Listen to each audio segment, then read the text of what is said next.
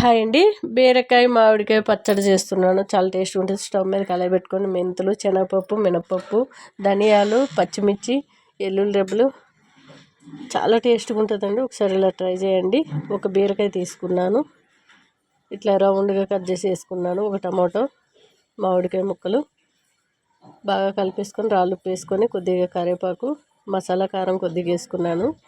ఎందుకంటే దాంట్లోనే పసుపు ఉంది కాబట్టి. మసాలా కారం వీడియో కూడా పెట్టాను, మీకు ఇంట్లోనే తయారు చేసుకోవచ్చు ఈజీగా.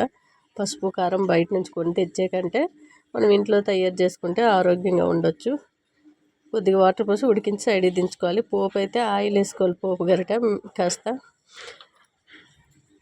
శనగపప్పు, మినపప్పు, ఆవాలు, జీలకర్ర వేసుకొని ఎల్లుల్లి రెబ్బలు, కరివేపాకు, ఇంగువ, ఎండుమిర్చి వేసుకుంటే సరిపోతుంది. పోపు చాలా టేస్ట్గా ఉంటుంది. ఒకసారి ఇలా ట్రై చేయండి. బీరకాయ మామిడికాయ పచ్చడి సూపర్ టేస్ట్ అండి. బాయ్ అండి.